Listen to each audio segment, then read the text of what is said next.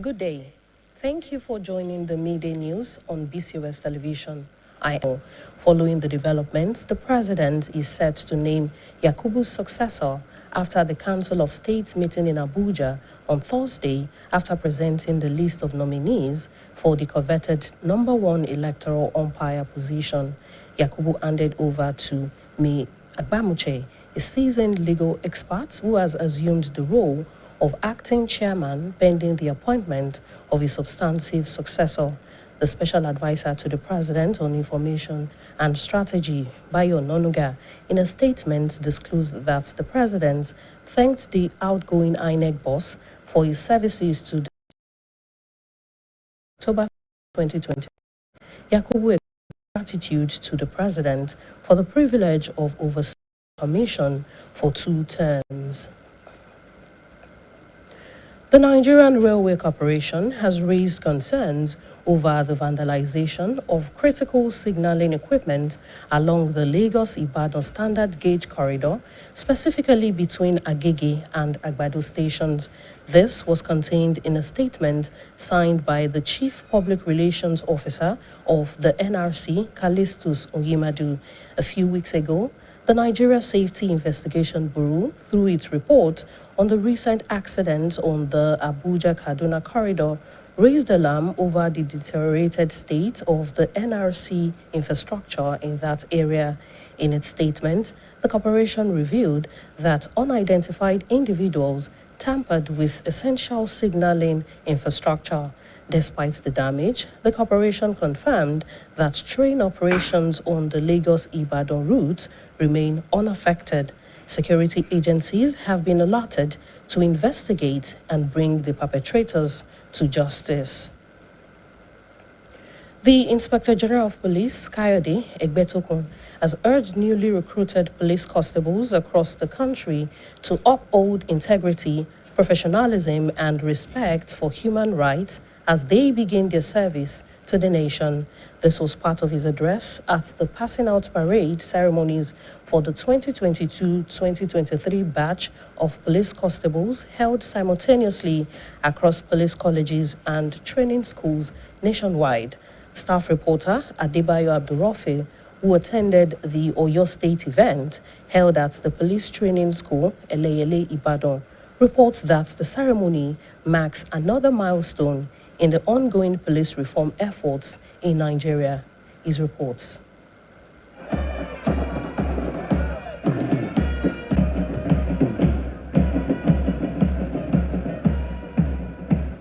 It was a moment for the display of coordination, valor, and gallantry as thousands of recruits across the country took the oath of service to officially join the Nigerian police force. In Ibadan, the Oyo State capital, 189 recruit constables who had undergone rigorous physical conditioning, intellectual training, and character development were turned out.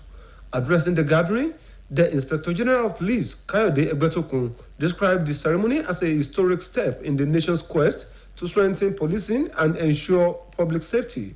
Represented by the Assistant Inspector General of Police, Zone 11, AIG Fred Ekokotu, the police IG revealed that since assuming office, a total of 20,000 recruits have been successfully trained and integrated into the force. While commending President Bola Tinubu for his continued support of police transformation under the Renewed Hope agenda, IGP Egbetokun noted that the approval for the recruitment of an additional 30,000 constables over the next few years will help close manpower gaps and boost internal security nationwide. The Nigerian Police Force continues to witness renewed investment in manpower, logistics, and welfare, all of which are essential to building a more responsive and people-centered police force. Under my leadership, the Nigerian Police Force remains fully aligned with this vision and is committed to building a modern, reformed, and professional institution that Nigerians can trust and take pride in. IGP Egbetokun announced that most of the new constables have been deployed to their states of origin in line with the force policy on community-oriented policing, stressing that this approach will foster local trust, improve intelligence gathering, and deepen collaboration between the police and the communities they serve. The police chief charged the newly graduated constables to serve with empathy, fairness, and humility reminding them that the uniform they wear represents public trust and must never be used to intimidate or oppress citizens. Your journey as members of this noble institution begins today. You have been found worthy in character, learning, and discipline. I congratulate you warmly on your successful completion of training and welcome you into the police family. A family bound by service, sacrifice, and unshaking commitment to our nation. As you begin your professional journey, carry with the values of honor, diligence, patriotism instilled during your training. In his address, the Commandant, Police Training School, Eleyele Ibadan, ACP Sulaiman Ishola, disclosed that the recruits were exposed to basic tenets on the use of firearms, shooting practice, moral training, community policing, rule of law, and fundamental human rights. You came into this training as individual, but today you are marching out as part of a team, a family bond by a common purpose, and a noble tradition of service that demands sacrifice, courage, and honor of the highest order. In their respective goodwill messages, representative of the Olubadan of Ibadan land, Oba Rashidi Adewo Ladoja, Magaji Nuruddin Akinade, Chairman, Ibadan Northwest Local Government, Rahman Adepoju, representative of Oyo State PCRC, Arakunrin Omoni Badmus, congratulated the new recruits, tasking them to join hands with their senior colleagues in maintaining law and order that will keep Nigeria peaceful. Kabiyesi said, I should thank you when you host the president of a country due to an corruption activity. And such an event was hosted in the core part of Ibadan, not in the stadium, but at the heart of the city, Mapo Hall, without any form of itches. Then we must give it to police command in Oyo State. Also addressing the new police recruits, AIG Fimihan Adeoye retired, and the representative of service commanders at the event, Major A.T. Adekoya, charged the new recruits to preserve law and order by safeguarding rights of Iman, noting that they should not be found violating the rights of the people. Speaking with BCOS News on behalf of his colleagues, the overall best recruit, Murakinyo Victor, expressed appreciation to the leadership of Nigerian police for giving them the opportunity to serve, pledging not to jeopardize the advantage. My advice, my very first mate, is to just be diligent in wherever. Major highlight of the passing out ceremony was the presentation of awards to outstanding recruits by the guests, including the Commissioner of Police in Oyo State, Femi Aruno. With the successful passing out of the 2022-2023 batch of police constables, the Nigeria Police Force says it is better positioned to strengthen internal security and public confidence. Adebayo Abdurrafi, BCOS News. The president of the Association of Professional Women Engineers of Nigeria, Engineer Adebisi Osim, has called on government and policymakers to adopt policies mandating 30% female representation in engineering projects. She made the call at a media chat heralding the 2025 International Conference, Exhibition, and Annual General Meeting of the Association.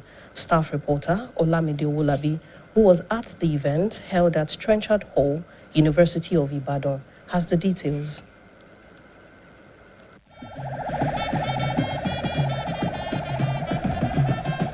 The 2025 International Conference, Exhibition, and Annual Meeting of the Association of Professional Women Engineers of Nigeria, APWEN, a division of the Nigerian Society of Engineers, is famed revitalizing Nigeria's manufacturing sector through innovative engineering solutions. The annual gathering is designed to provide a platform for professional women engineers to share knowledge, promote innovation, and proffer solutions to challenges confronting Nigeria's industrial growth.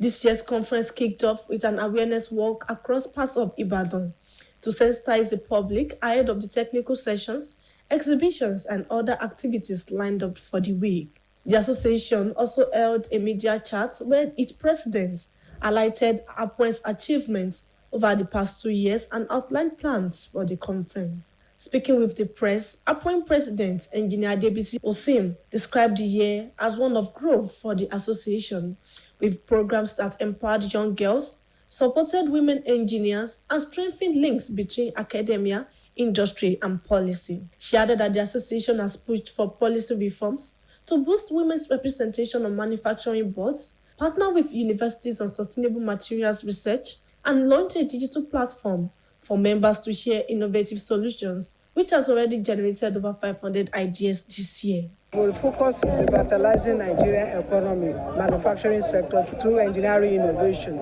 So we believe at the end of it all that Nigerian manufacturing sector will realize that engineers are supposed to be the key into the manufacturing sector. So we expect the manufacturers to come along for us, for them also have a time of panel section and discussion together so that we can have a positive aspect of it. She urged corporate sponsors and philanthropists to partner with the association in supporting its 2026 initiatives, including a new fund for women's engineering startups. Also speaking during the media chat on development, the fourth president of APWEN, Engineer Ijat Amusu, emphasized the pivotal role of engineering in driving growth across all sectors of the nation's development. There is no area of development in any community that is not based on engineering. So we need to, as a people, start to think of the position of engineers in our society. Engineers play a key role. Name the area, even water. Water is more of engineering than anything. Air, we are now talking about pneumatics. That's engineering. The 5-day conference also featured professional talks on the advancements of the association. Olamide Owolabi, BCOS News. You can watch us on GoTV, channel 134 and channel 113 on Star Times. Now, before I go, dumping of waste in the waterways aids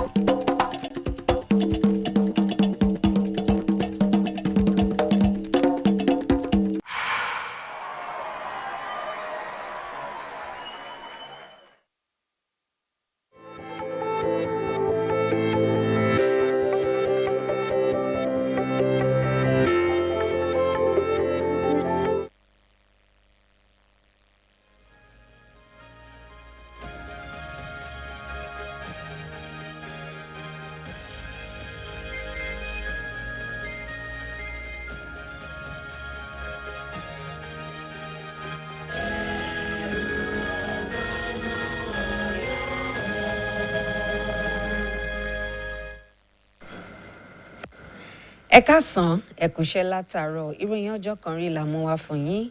Dámilọ́lá Owólabí lóníròyìn. Ọ̀jọ̀gbọ́n Mahmood Yakubu ti yẹ̀bá gẹ́gẹ́ bí alága àjọ elétò ìdìbò nílẹ̀ wa INEC lẹ́yìn tí sáà kejì rẹ̀ àti ìkẹta tẹnubodò. Lẹ́yìn èyí ni Ààrẹ Bọ́lá Tinubu yóò sọ ẹni tó gbapò lẹ́yìn rẹ̀ lópin ìpàdé tí yóò wáyé nílùú Àbújá lọ́jọ́bọ̀ lẹ́yìn tó gbé orúkọ àwọn tó fẹ́ yàn sípò jáde fún àyẹ̀wò. Yakubu fàkóso lémi Àgbàmúche ń bù lọ́wọ́ ẹni tó jẹ́ onímọ̀ nípa òfin tó ti ń ṣe bí adelé alága àjọ náà. Nínú àtẹ̀jáde tí olùrànlọ́wọ́ pàtàkì ààrẹ fẹ́tò ìròyìn àti ààtò Báyọ̀ Ọ̀nànúgà fi síta, Ààrẹ Bọ́lá Tinubu mọ rírì alága àjọ INEC náà tó fipò lẹ̀ fún bí ó ṣe sin orílẹ̀-èdè Nàìjíríà. Nínú lẹ́tà tó fi síta lọ́jọ́ 3 oṣù kẹwàá ọdún yìí, Yakubu mọ rírì ààrẹ bákan náà fún àǹfààní tó fún un láti sin àwọn ọmọ orílẹ̀-èdè Nàìjíríà. Àjọ tó ń rí sí ọ̀rọ̀ rèlùwé nílẹ̀ yìí ti fẹ̀dùn ọkàn hàn lórí bí wọ́n ṣe ba irinṣẹ́ kan tó ń tani lólobó jẹ́ lójú irin Ìbàdàn sílùú Èkó àti ibùdókọ̀ ojú irin Agége àti Àgbàdo.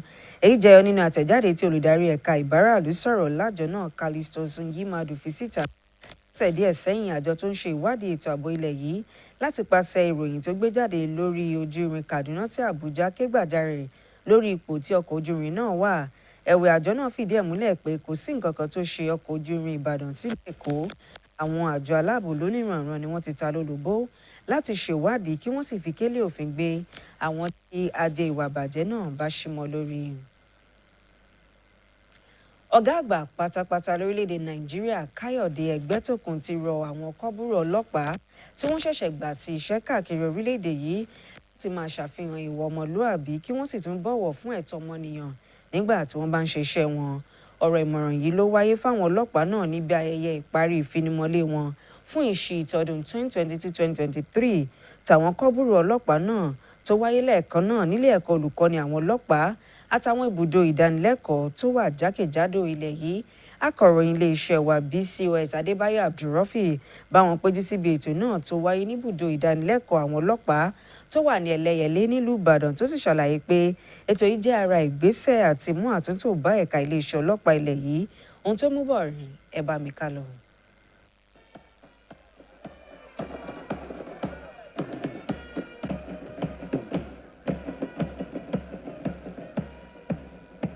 Àkókò onírúurú àrà àti yíyan ló jẹ́ lásìkò tí ogunlọ́gọ̀ àwọn kọ́búrò ọlọ́pàá tí wọ́n ṣẹ̀ṣẹ̀ gbà síṣẹ́ ní tìbútòrò orílẹ̀-èdè Nàìjíríà ṣe ìbúra láti darapọ̀ mọ́ iléeṣẹ́ ọlọ́pàá ilẹ̀ yìí. Nílùú Ìbàdàn tí ṣe olú ìlú ìpínlẹ̀ Ọ̀yọ́, àwọn kọ́búrò ọlọ́pàá 19 tí wọ́n ti la onírúurú iṣẹ́ afáralókun kọjá àti ìdánilẹ́kọ̀ọ́ lónìrànràn àti ìwà ọmọlúàbí ni wọ́n jáde. Nígbà tó ń bá àwọn èèyàn náà sọ̀rọ̀, ọ̀gá àgbà ọlọ́pàá nílẹ̀ yìí Káyọ̀dé Ẹgbẹ́tókun ṣàpèjúwe ayẹyẹ náà gẹ́gẹ́ bí ọ̀kan gbòógì fún ìrónilágbára iṣẹ́ ọlọ́pàá àti ààbò aráàlú. Ọ̀gá àgbà ọlọ́pàá ẹni tí igbákejì ọ̀gá àgbà ọlọ́pàá lẹ́kùn 11 Fred Ekoko ti ṣojú fún jẹ́ ó di mímọ̀ pé látìgbà tó ti dé ọ́fíìsì àwọn ọlọ́pàá tí wọ́n tó 20,000 tí wọ́n ṣẹ̀ṣẹ̀ gbà síṣẹ́ ni wọ́n ti ṣètò ìdánilẹ́kọ̀ọ́ fún tí wọ́n sì ti gbà síṣẹ́ ọlọ́pàá nígbà tó ń lu Bọ́lá Tinubu lọ́gọ̀ ẹnu fún àtìlẹ́yìn tó ń ṣe fún iléeṣẹ́ ọlọ́pàá lábẹ́ ojú inú ìrètí ìsọdọ̀tun. Ẹgbẹ́tókun tẹnumọ́ pé bí ó ṣe fọwọ́ sí gbígba àwọn kọ́búrò ọlọ́pàá tó lé ní 30,000 síṣẹ́ ti dí àlàfo tó ṣeéṣe kó fojú hàn láàrin ọdún díẹ̀ sí àsìkò yìí, èyí tí ó tún fẹsẹ̀ ètò ààbò múlẹ̀ sí lórílẹ̀‐èdè Nàìjíríà. Ẹgbẹ́tókun tún kéde pé wọ́n ti pín àwọn kọ́búrò ọlọ́pàá náà lọ sí àwọn ìpínlẹ̀ ìlú abínibí wọn níbàámu pẹ̀lú òfin tó de ọlọ́pàá agbègbè. Ó ní ìgbésẹ̀ yìí yóò jẹ́ kí ìgbẹ́kẹ̀lé kíkún kó wà tí àwọn èèyàn ó sì máa fi ìròyìn ọ̀tẹlẹ̀múyẹ́ tó wọn létí, èyí tí yóò mú kí àjọṣepọ̀ tó gún kó wà láàrin iléeṣẹ́ ọlọ́pàá àtàwọn agbègbè tí wọ́n ti ń ṣiṣẹ́. Ó wá rọ àwọn tí wọ́n ṣẹ̀ṣẹ̀ gbà síṣẹ́ náà pé kí wọ́n fi òótọ́ inú ṣiṣẹ́, kí wọ́n tún ṣiṣẹ́ wọn bó ti tọ́ lábẹ́ òfin àti pé kí wọ́n máa rántí pé aṣọ ìdámọ̀ wọn ń ṣàfihàn ìgbẹ́kẹ̀lé kíkún tí aráàlú ní nínú wọn, kí wọ́n sì má fi ìrẹ́ ọmọnìkejì jẹ.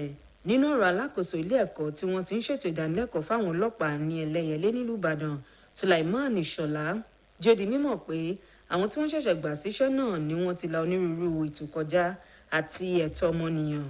Nínú ọ̀rọ̀ ọ̀tọ̀ọ̀tọ̀ tí wọ́n sọ, aṣojú Olúbàdàn tilẹ̀ Ìbàdàn Ọba Rashidi Adéwọ̀lú Ládọjà, Mọ́gàjí Nurudeen Akíadé, alága ìjọba ìbílẹ̀ Ìwọ̀ Oòrùn Àríwá Ìbàdàn Rahman Adépọ̀jù, aṣojú àjọ PCRC arákùnrin Ọmọníyì Badmus kí àwọn tó ṣẹ̀ṣẹ̀ gbaṣẹ́ náà kú oríire tó sì rọ̀ wọ́n láti ṣiṣẹ́ pọ̀ pẹ̀lú àwọn ọ̀gá wọn lẹ́nu iṣẹ́. Nínú ọ̀rọ̀ tiẹ̀ Fímíhàn Adéoyè tó ti fẹ̀yìntì àti aṣojú àwọn alákòóso ètò náà, Ọ̀gágun Adékọ̀yà rọ àwọn èèyàn náà pé kí wọ́n dáàbò bo òfin àti ẹ̀tọ́ ọmọnìyàn kí wọ́n sì má tàpá sófin. Nígbà tó ń bá akọ̀ròyìn wa sọ̀rọ̀, kọ́búrò ọlọ́pàá tó pegedé jùlọ tó gbẹnusọ fún àwọn akẹgbẹ́ rẹ̀ fẹ̀mí ìmoore hàn sí ìgbìmọ̀ aláṣẹ iléeṣẹ́ ọlọ́pàá fún àǹfààní náà tó fún wọn láti sìn. Ọ̀rọ̀ àmọ̀ràn mi fún àwọn tí wọ́n jẹ́ ìyókù ò ní pé kán wù ọmọlúàbí níbikíbi tó bá bára wọn, kán má ṣe wà lónìí lọ́wọ́ gbà nígbà tí wọ́n bá dé ìgbà.